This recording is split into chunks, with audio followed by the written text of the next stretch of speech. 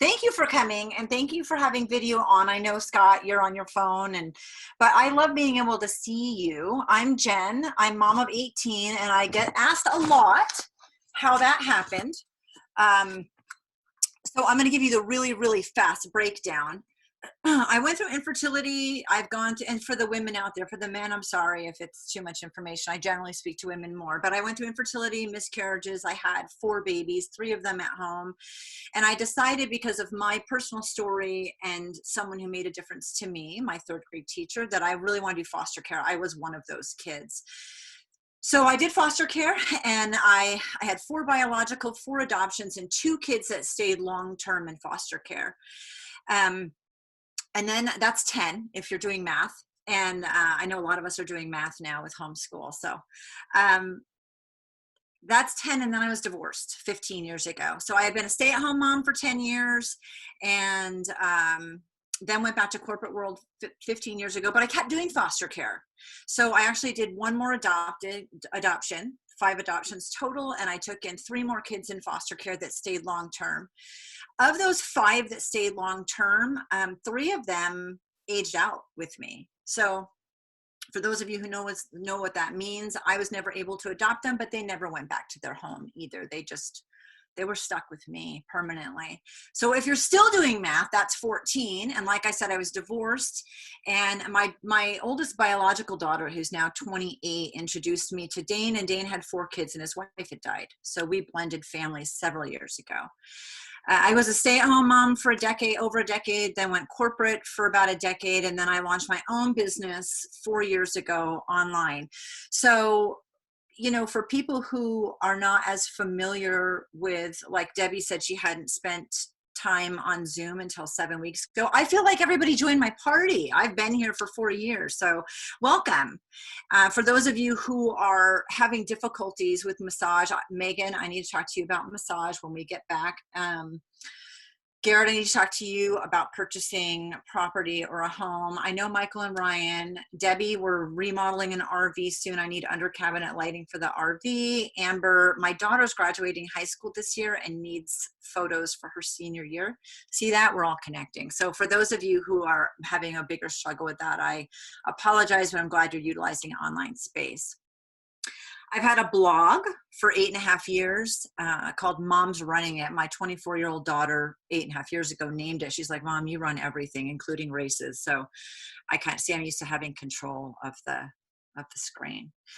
I began, okay, why is this not working?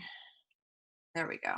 I began my parenting journey over 28 years ago, which is not what I'm talking about today, but it is how I gained a lot of experience, which I turned into a skill set. I also have a book, and through writing the book 4 years ago, I learned a lot. I had to redo a resume several years ago, and I didn't like it. I've worked here for this long, and these are the boxes I checked, and it seemed very impersonal. So I looked at my life more like, what skills have I gained? And I did the same thing with the book when I wrote the book. And I do a workshop on this, and it's really amazing when you look at your life. Instead of kind of checking the boxes in a resume in an impersonal way, you do more of a, you know, what skills did I learn in this? And when I redid my resume like that, I was like, oh my gosh, I'd hire me. Wow. You don't realize how much experience you've gained through life until you really, really look at it in a different way. But one thing that's been consistent is that I love the story, whether it was changing the story of the life of a foster child or creating the best story I could for my kids.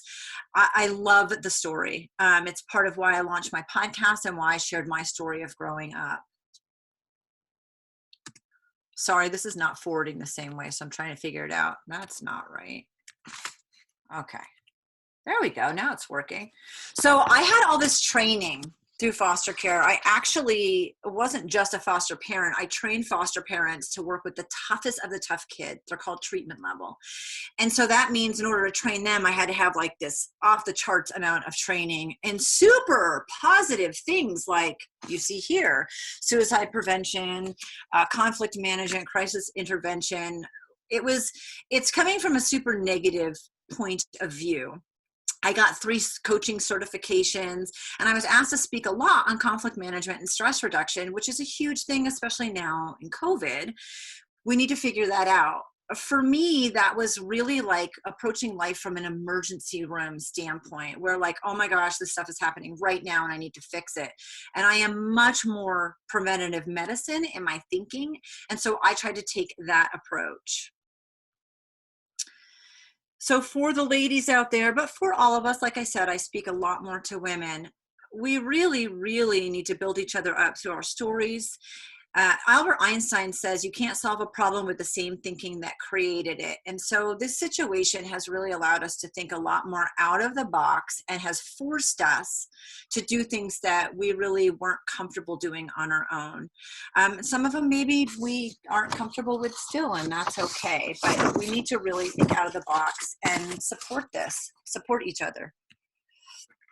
This is Taven. She's 10 now. She was 6 here. She's holding the first copy I received of my book. For anyone who's an author, that is just like, and I'm a mom, and I'm telling you, it's just like giving birth, holding the first copy of your book. She actually wrote the hello name tags for me because she represented the little girl in my book. And I talk a lot about how we label ourselves. People label us. As a mom of 18, I've had some interesting labels of what people assume or what people assume I am or who they think I am. But we also do it to ourselves, and we need to be conscious of that. On here it says survivor, abused. You know, we need to just be cautious on how we think, and I'll talk about that more in a minute.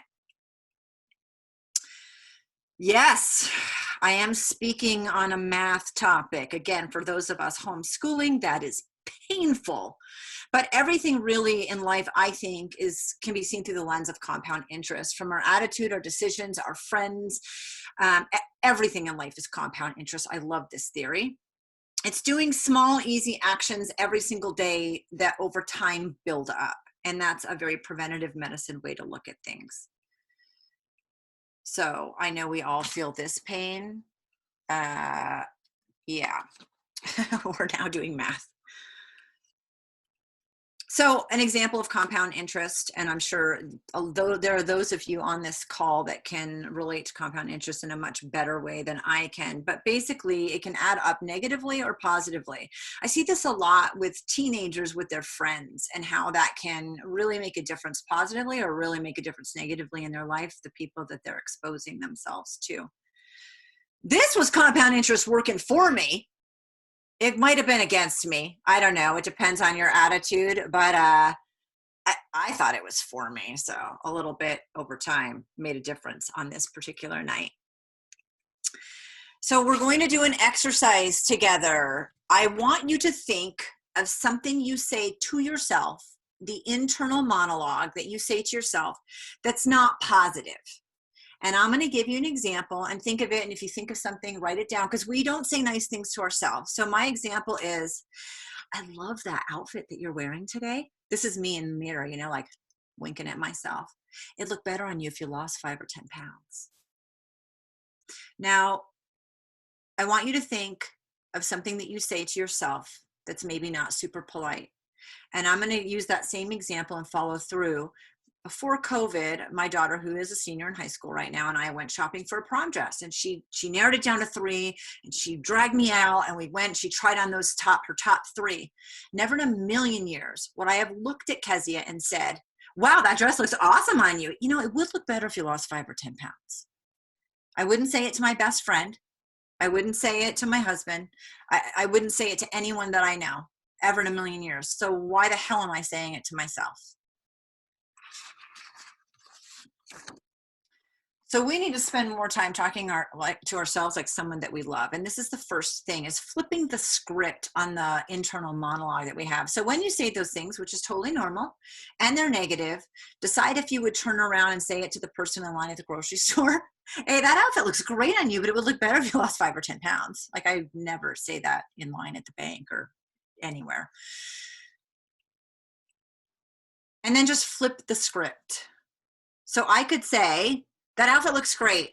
And if I wanted it to look better and I decided that losing 5 or 10 pounds was important to me, what are some things that I could do to make that happen? And then I can decide if that's worth it or not. This man's name is Sean Anker. He doesn't know we're best friends, but we are. And he had a slide in a presentation that he did, and I loved it because it had elements of my presentation. So I contacted him, and his assistant got back to me, and I asked if I could use the slide, and she said yes, and so now we're best friends, and he doesn't even need to know it. He has the funniest TEDx talk I think I have ever seen, and no matter how many times I watch it, I have to pause it and go back and laugh, and he is hilarious. So he spent 12 years at Harvard, and this is like a little bit on his bio. And yeah, his TEDx talk, oh my gosh, you guys have got to just look up Sean Anker TEDx talk. And he talks about his sister. He has several talks, but the one that I'm referring to, he talks about his sister. And I'm from New England, and I talk super fast, and this dude puts me to shame. But he has a really, really successful positive psychology corporate training, and I love that about him because it's the science behind what I'm talking about. So this is the slide he said I could use. Ta-da!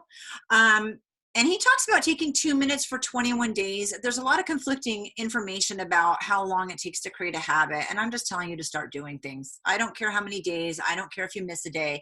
I think we're way too hard on ourselves, and we just need to have some forward momentum, and compound interest is a great way to showcase that that works for you.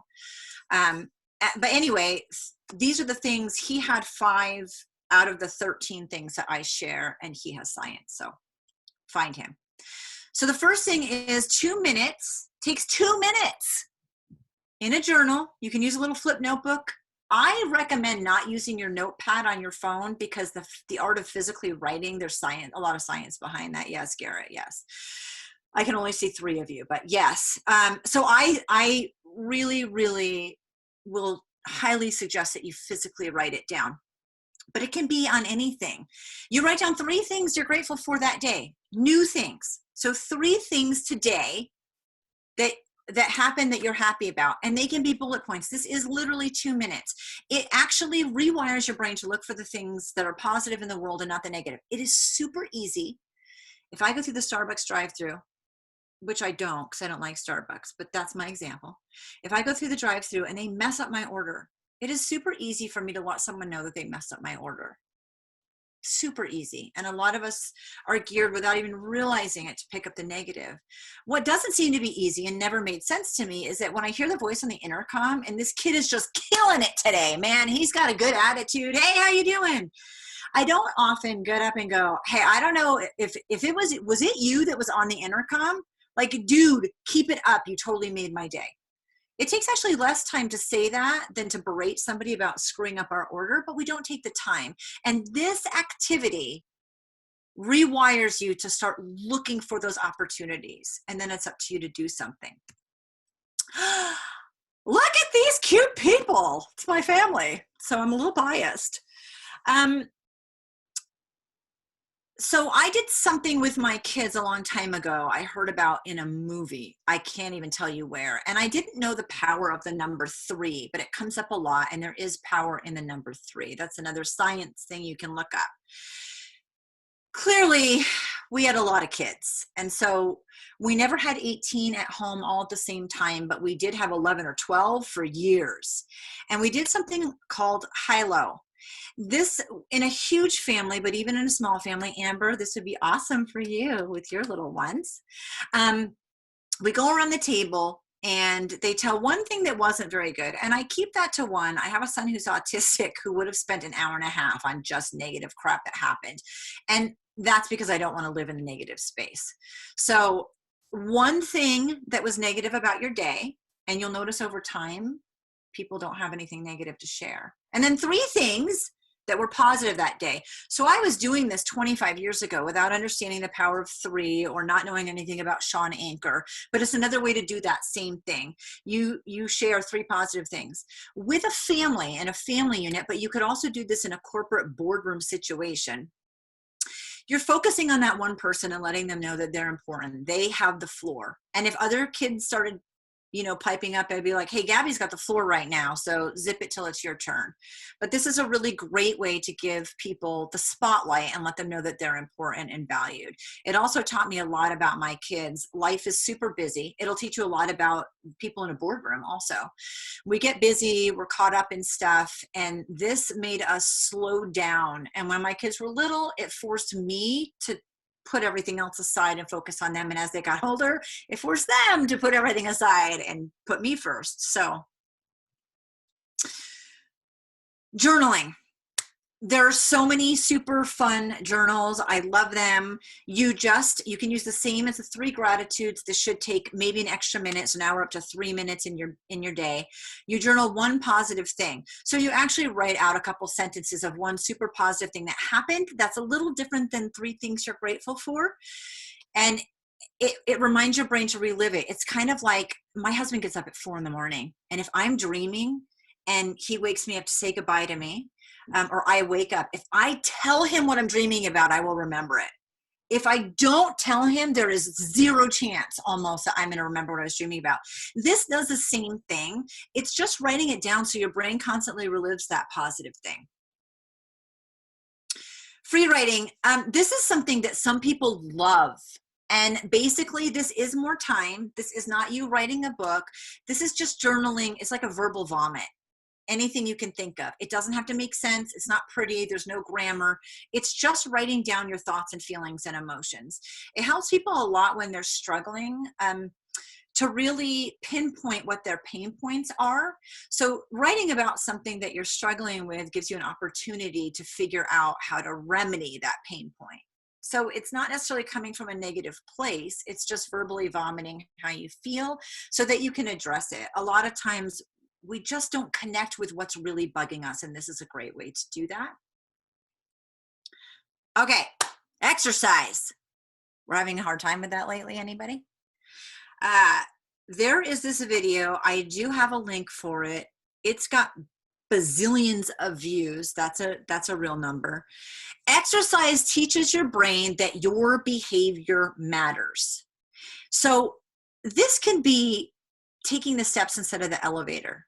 I know that that's not as good of an example right now in what we're doing, but it's actually just legitimately finding ways to do exercises. I heat my coffee up in the morning for 1 minute and 44 seconds. No rhyme or reason to that. And I do squats the whole time it's heating up. Even if I got 10, if you're doing something like that just to find the opportunity, it makes a big difference in your brain chemistry. I want my body to think my behavior matters. In this experiment, there were 5 people that did 100 squats for 30 days, which made me feel like a total slacker with my whole coffee example. But it measured them, and this one was like, in a month, I got an inch more ass. I mean, she was hilarious and really funny. But it just teaches that, if you have accountability and you're doing something a little bit all the time, how that adds up in a compound interest way. I've always struggled with meditation personally because my mind wanders and I felt like I totally was messing it up. So I have learned that guided meditation is something that works for me because it keeps me focused and on track. There's so much research behind meditation. There are people that absolutely love it and do it for an hour every day without being guided and find their zen, and people like me who kind of struggle with it. But there's so much research. So I have a few that I've downloaded to my computer that I really love that are different in length, because I know sometimes I have more bandwidth than others just to be able to focus on this at all. So it really helps your brain get over cultural ADHD. We're doing a whole bunch of things. I am of the personal opinion that it's not possible to multitask. I think it's very possible to single task and switch easily, but to really focus on more than one thing, we're too divided. And I don't believe that we do as good of a job when we're divided that way. If you disagree, then you keep doing what you're doing. But I like to single task and switch quickly.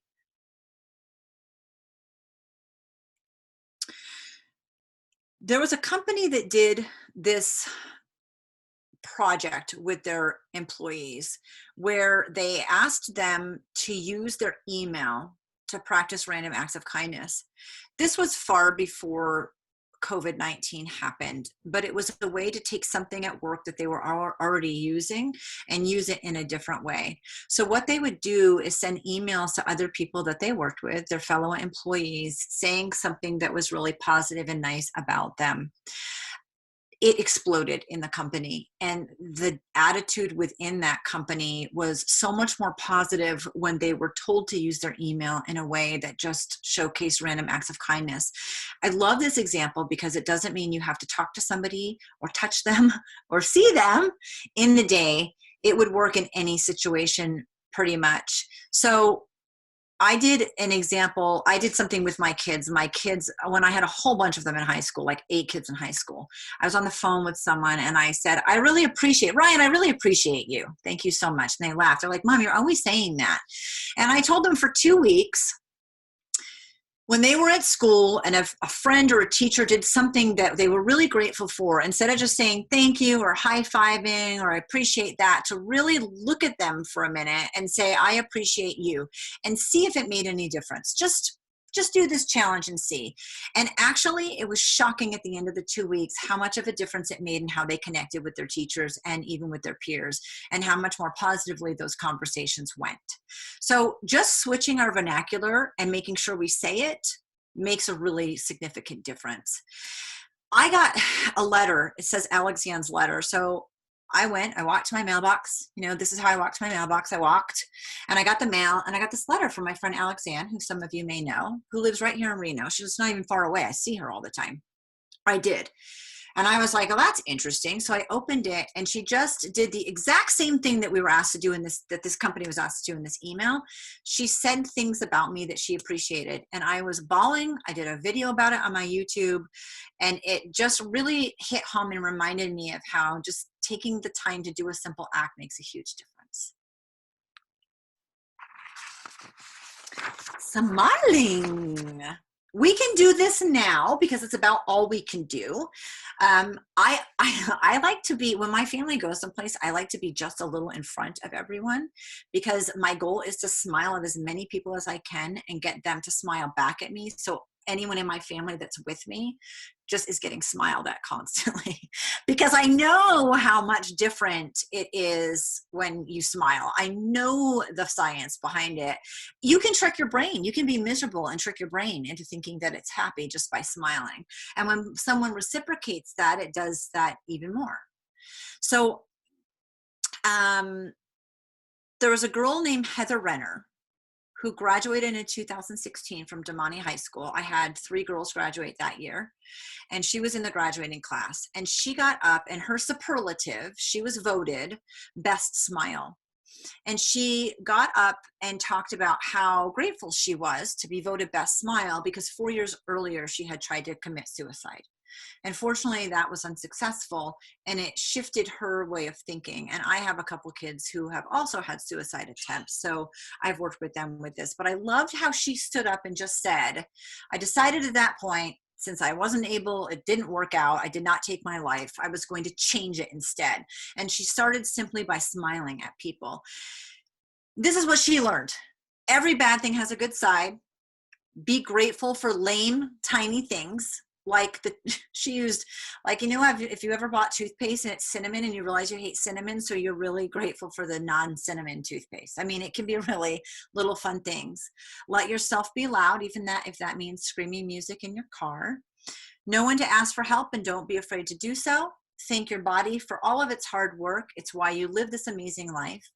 Pursue your dreams shamelessly. Smelling good is always a step in the right direction. And then her biggest thing was smile as much as you can, as wide as you can, at everyone you can, as long as you're not being creepy, because you can trick your body into being happy. It was just a really great example from this 18-year-old girl who had tried to take her life a few years prior, how important is what the value is. I don't believe this. Oh no, I believe some of this. I don't believe the second part of this. A lot of this science on smiling is true, but like it's the same level as 2,000 bars of chocolate. First of all, who's going to do that? Who's going to do that with me? Let's eat 2,000 bars of chocolate and see if our endorphins fire as well as smiling. Like, I'd be sick, but that's okay. Some chocolate though. Some chocolate and smiling would probably be good. The next thing is breathing. I have tons of links to everything here if you want any of it. But breathing is so huge. I know this can hold hands with meditation, but it doesn't have to. It reduces anxiety, stress, and it helps you with relaxation. There are many different ways to do breathing and breathing modalities out there, and some of them I think work well and some of them don't resonate with me, and so you kind of have to figure that out for yourself. But it does so many good things for you that all you have to do is, like, literally, I'm asking you to sit and breathe for 5 minutes. You're doing that anyway. Just be more mindful of doing it. The year in review. I do use my notepad for this because I have a MacBook. Brian, I have a MacBook and an Apple phone. He doesn't like that I have a MacBook and an Apple phone. But I use Notepad and I love that they sync up. I used to use one of those little flip 50-cent pads. So these are things that I write down that are a little above and beyond normal. You can see this was my year of 2018. When stuff happens that I kind of want to remember that are bigger. I started doing this just to do it because I wanted to remember something and kind of when it happened. And then I just never stopped doing it. So I went from using the little notepads to doing it like this. And I started the YouTube channel in 2018. I was looking for that earlier today. That's so weird. I mean, this is why I do it. So I love this because I'm not big into New Year's resolutions. But what I do at the end of the year is kind of review the things that happened in the year. I don't think we give ourselves enough credit for our growth and how much we go to and how much happens. And so this is a way to hold yourself accountable for things that happen. And this is not about it being negative or positive. They just are. They just are. And so I would highly encourage you to do that. Just jump in for the second half of this year, because you just don't give ourselves enough credit. And when you really look back, it's like, wow, it's kind of like doing the skill set. Like, holy cow, I'd hire me. Like, oh my gosh, I did all these things. My car broke down. I don't know how to spell, but my car broke down 2 times. I didn't remember that. The next thing I'm going to talk about are positive affirmations and anchors. I actually worked for a company, I freelance, and I worked for a company where I had to design this quiz, and I designed it for them, so they owned it, but I asked if I could tweak it and use it for my own business, and they said yes, yay.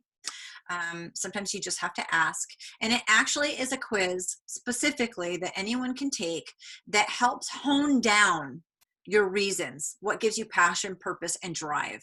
And some of us know them, like this is actually my, look, it, like we're twins because it's my arm.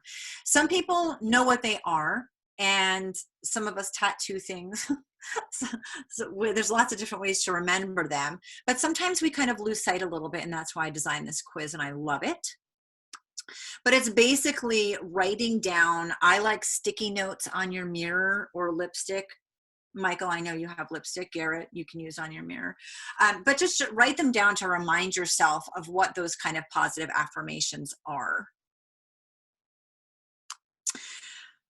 This is so fun, and it doesn't have to be Christmas.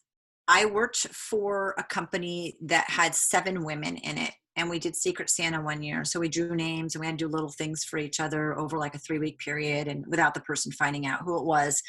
And the paper that we had to fill out, at the time, I was divorced. I was working 3 jobs. I was still doing foster care. I had totally lost my identity. I think it's the only time in my life I've really been so overwhelmed and feeling so completely lost. I had just moved to Reno. I didn't know anyone. I had a soon-to-be ex-husband in prison. I just felt really overwhelmed. And when I got this sheet, and I can send this to you, I honestly couldn't fill it out. Like, if you wanted to get me a candy bar or a drink or something inexpensive, just to do something nice for me that I would like, I had to actually go home and think about it. And that was the day, about 14 years ago, I realized I never wanted to feel that way again. And so I still have my Secret Santa paper from 14 years ago. It fell out of my journal one day and my husband picked it up. I didn't know it fell out in the garage, and he asked me if I had been speed dating. I've never been speed dating, but now I know that if you want to speed date, you can use the same, apparently they use a form like this for speed dating too. I don't know. So I think it's just a way to fill something out and to keep track of the fact that you're not losing sight of the things that are important to you, and to do those little things for yourself. This falls under self-care. It's just a kind of a different way to look at it. So these are the 13 things that I have talked to you about that you can do to use compound interest. So fast, easy actions you can do daily that add up significantly over time. This is how I use preventative medicine to do those things that will kind of build up your attitude and your mindset, so that when conflict and stress happens, which they're going to, I don't have a magic wand in all of my training that makes that go away. What I can do is tell you that when your attitude and your disciplines are set up in a positive way, it's just much easier to deal with those things when they happen. Now, I'm not expecting you to do every single one of these things, but if you can pick 2 or 3 and start doing them, it will make a significant difference. Some of them, like Secret Santa, are kind of a one and done. Positive affirmations. The year in review is something you do a little bit constantly. Smiling you can do all the time. I mean, really, a lot of these things don't take very much time at all. Of course, I have a bonus. Everybody has a bonus, just in case people don't like the number 13. This is a timeline. I don't even know what it's a timeline about. Something happened, things that happened. I just use it as an example of how I want you to do it. This is not a small action that you do daily, although it will probably take you 2 or 3 weeks to do, but then you don't have to do it again. I did this when I was writing my book. It was a happy accident that I loved. When I wrote the book, if there was anything, a person I was writing about that was a negative influence on me, I changed their name. I'm not asking them for permission to, berate them in my book. If they made a positive difference in my life, I reached out and asked if I could use their information and their name in my book. 100% of them said yes. And then when I wrote the section that had something to do with them, I would email it to them. This is the project that I want you to do. You have to think about your life chronologically. And I broke it up into, like, my parents divorced when I was 6. My mom remarried when I was 9. We chunk our life into ways that we remember, mostly on breakups, or when we start dating somebody, or our wedding anniversary, or the date that a child was born. There's all kinds of ways that you can chunk your life, but we do it automatically in our brain. So you basically write birth and today, and you start to chunk your life over that time in the things you can remember. And then in the space in between, you write down what were the positive influences in your life. And once you've got that mapped out, and take time and remember things, you go through every single person that made a positive difference in that timeline, and you write them a letter. The first thing someone said to me once with this exercise is, what if they've died? I get it. I get sometimes you can't find them. My 3rd grade teacher was the single biggest influence in my life in a positive way. And I found her, this summer will be 20 years that I found her, and I flew back to Rhode Island. I lived in Alaska. I flew back to Rhode Island with 5 kids and pregnant, of course. And I spent a weekend with her because I wanted to thank her in person. And so I was 30, 19 years ago. And I hadn't been in her 2nd grade class since I was 6 or 7. So it takes a lot sometimes to find these people. But if they have died, you can also find someone like a granddaughter or a daughter of theirs, so that you can let them know that your mom or your dad or your whoever made a difference. So don't let that deter you at all. In the worst case scenario, you write it and it's a letter to yourself of how this person made a difference. But you're actually going to write a letter to every single person and let them know what they did and how they made a difference in your life. this opened up a Pandora's box when I'm asked if my book was hard to write, because my dysfunction was very difficult as a kid growing up. That was not the hardest thing to write. The hardest thing for me emotionally was doing this exercise. And it was difficult in a positive way, but it was emotionally exhausting and the best thing that I ever did. So I did contact them, and that started a dialogue of, oh yeah, and you did this, and do you remember this? And it was fantastic. And so I highly recommend, as a bonus, people take time and work on this activity. And that's it. Thank you. Woo. Thank you. Thank you so much.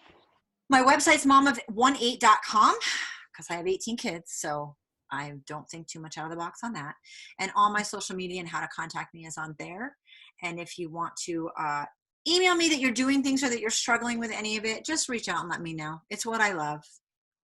And what's the name of your book again? It's called Hello, My Name is Warrior Princess. There's a link on my website, but I will email you the free PDF. Nice. So anytime I do a seminar, I just email the free PDF to everyone. Awesome. Anything else for Jen? Just big thank you. You're welcome. I love it. Yes, thank you. Thank you so And much. that was Awesome. mama18.com. Mom of, MOMOF 18.com. Very good. Thank you. Thank you, Jen. Thanks. You're welcome.